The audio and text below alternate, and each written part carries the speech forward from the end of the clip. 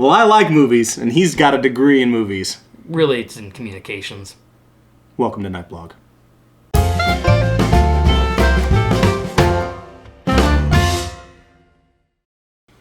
So, Vlad, tell me what we're doing tonight. Well, tonight, Jay, we're going to be sharing our 5 favorite movies each, ranked, which is a hard thing to do. It is a hard thing to do. But one of the things I like to do when I meet a new person is the first thing I ask them is, what's your favorite movie?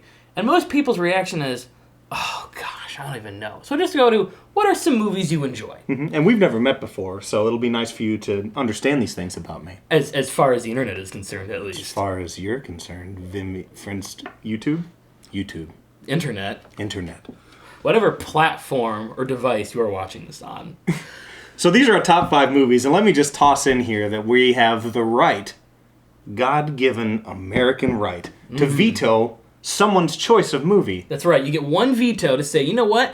On his list, I don't like that movie. Except you cannot veto number 1. No, because that's the absolute all-time. You're homesick in bed. I'm watching this movie. Yes. And I remember when I had a PS2, I'd just gotten a beautiful PS2. And just a quick diversion is I got a PS2 and I was like, these graphics suck. And like weeks later, I realized I need glasses. I got glasses and I'm like, these graphics are amazing. Amazing.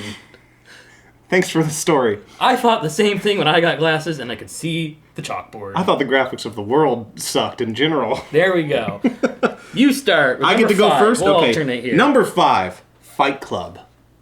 That's my number 5, and I'm going to tell you why. I didn't see it for the first 10 years when it came out, and I avoided spoilers. And nowadays, that's not a thing. It's impossible. You can't avoid spoilers. Impossible. But let's go ahead and date myself, because when I was waiting those 10 years, the internet was still becoming the internet. So I kind of got to avoid all those spoileristic things, and the end blew my mind. Indeed, I remember seeing it for the first time. It's like growing up in a little sheltered family. I remember seeing that movie. Yeah, and like I think that was the reason I waited so long. It was one of my first times watching a rated R movie. It was like, whoa. Yeah, and the 2 other reasons are Brad Pitt and Brad Pitt's abs.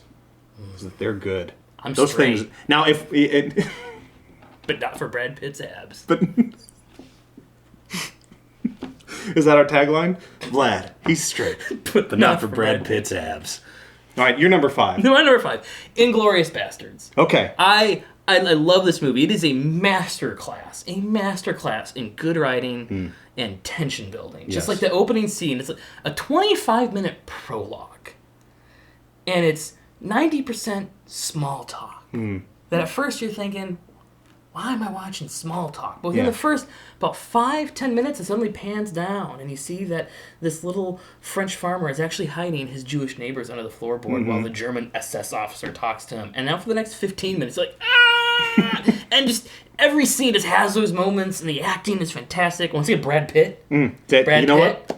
That's a win in my book. You have Brad Pitt being the pretty boy in Fight Club. Well, not pretty boy, but he's actually like, look at me, I'm a hunky. In this one, he's got that weird scar. He's kind of goofy. Yep. Stupid mustache. And it's you can just do anything. Yeah, and I think the mixture of the ridiculously gritty seriousness and the comedy that gets infused in is just brilliant. And only Quentin Tarantino can put an 80s female get ready for the prom music montage in a World War II epic. You're so right. Quino. Number 4. I get to go first again? Go ahead. Okay. Yeah, we'll go to you. The Fifth Element. What are you going to do with that? I give you the right to destroy my childhood right now. Go for it. It's yours. Oh, it's mine? It's yours. All right. The Fifth Element is just, it's so good. Because it was one of my first experiences, albeit away from like Star Wars and things, with sci-fi that was cheesy and yet beautifully crafted. And I loved the music, and I loved the acting, and I loved the weaponry and the practical effects, and even the terrible CGI effects. And Mila Jovovich, like, I became a big fan of her at that point. I don't remember her, actually. I'm straight. We both are. Yep, we're still there. And yeah, Fifth Element for me, I think from top to bottom, the people that got famous after that, and the people that were kind of like crafted, honed into who they were going to be after that, to me is like, It's just part of my childhood. Okay. It's one of my sci-fi. You have your kind of like that's kind of a weird movie for number 4. I had the same thing for mine for number 4. It's an unpopular movie, but I remember when I watched it, I fell in love with it. It's based off a cartoon. Okay. I hate it. I thought it was the stupidest cartoon ever. What's that? But I love the movie. Okay. Speed Racer.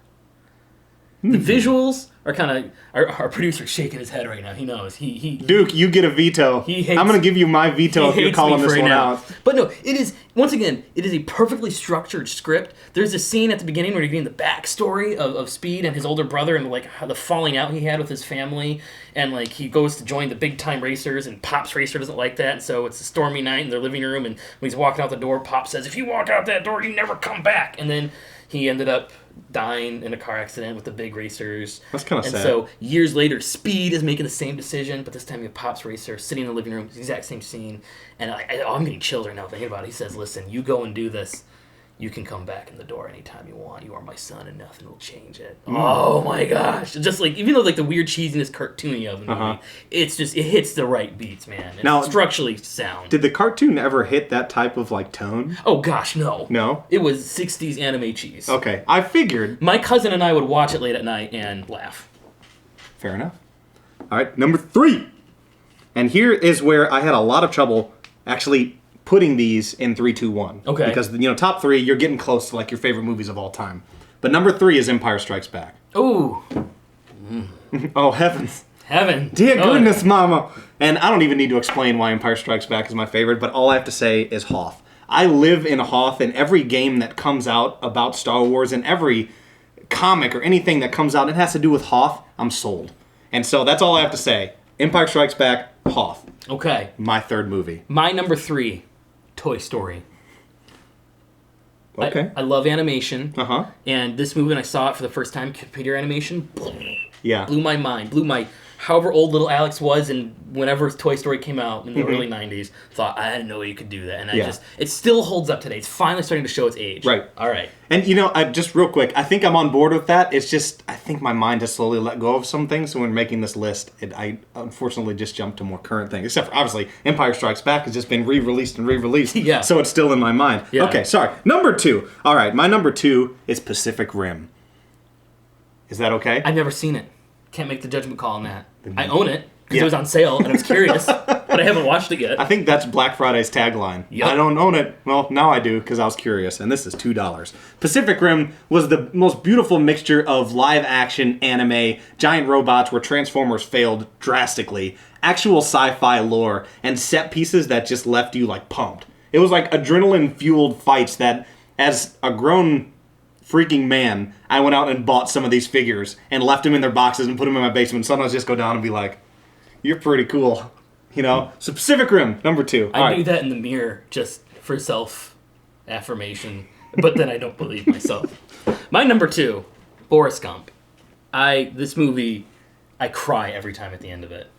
Yes. I've never seen all of Forrest Gump. You've never seen all of it? You're missing out, man. I've seen the beginning and the end and the middle, and I've been to the restaurants where they talk about Forrest Gump, but I've never seen all of Forrest Gump. There is a restaurant where they talk about it? Isn't it Bubba Gump Shrimp? Oh, yeah. Where they make you, quote lines from Forrest Gump? That? I gotta go there. But, like, in modern movies, you have Twilight, and everybody was like, I'm Team Jacob, I'm Team Edward. I was Team Forrest Gump, because he was not a smart man, but he knew what love is. He knew it. He loved Jenna. You were doing... See, and that's where I can't even do his voice because I'm not savvy. So we're going to number 1? Number 1. Number 1, Scott Pilgrim versus the World. Ooh, good one. And love it. I can't help because it is the perfect mixture of gamer nostalgia and current day comedy, pop culture, and the fight sequences. Oh, I swear that Edgar Wright has like the key to my heart when it comes to fight sequences and like quick explanations of things as they're happening. Like when he's tying his shoe, it's the most exciting thing I've ever seen, and it's just like his Cornetto trilogy. I mean, it's beautifully crafted. It is a perfect representation of comedy and using a visual medium. Yes, it uses it to the full extent. Beck with the music, solid. I mean, all the way. My number 1, Star Wars. I'm a Star Wars nut. I love Star Wars. It shaped my childhood. I'm psyched for Episode 7.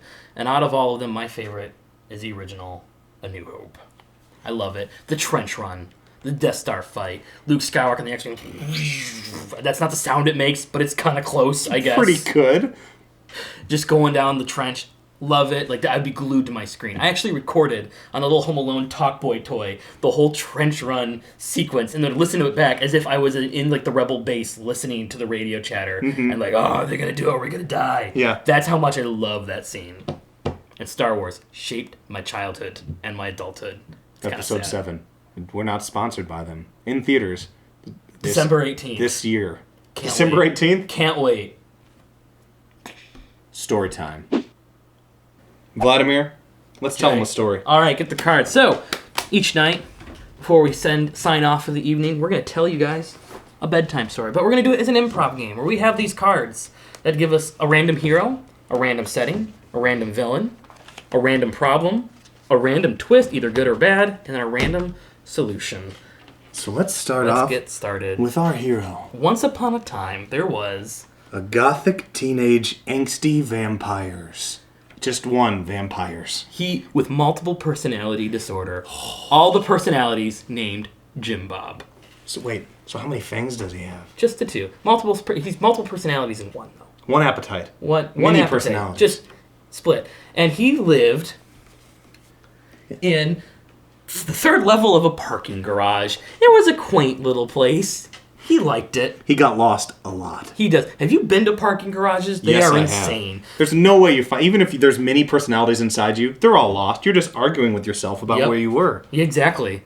And so then one day, Dr. Zucchini Man, the anthropomorphic zucchini bread, his arch nemesis. He's half man, half zucchini bread, ready to take on the parking garage. And so he decided he was going to make the gothic teenage angsty vampires Jim Bob call Comcast Cable Customer Service. That is the most dastardly evil plan ever conceived by man. Because Dr. Zucchini Man, he's not just evil.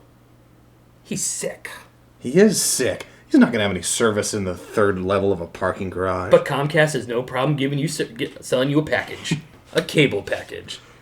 And let's just say, when Dr. Zucchini Man was ready to make him call Comcast, he set all the monkeys loose in the parking garage. Which ended up being a good thing, because these monkeys love zucchini bread. And then, when all seemed hopeless, Dr. Zucchini Bread Man with his monkeys went home safe and sound, and Jim Bob the Angsty Vampires got their cable subscription. Have a good night. Sweet dreams. Somehow one of my wife's hairs got, like, in the back of my throat. And, like, before she's going to work and thinking about it, I'm like, and she's like, what is wrong with you? I'm like, and I just finally reached into my mouth. I pull out this long straight hair. I'm like, how did this get in there? This was what's in my mouth. So there's dispute, and you know from my past, like, I eat just about anything as long as someone dares me. But yes, I remember that. Hair will ruin a meal for me. If I find a hair, it's because then all of a sudden the food is a creature. All of a sudden, like, it has foliage and an ecosystem. It's got something, and it's something I don't want to eat.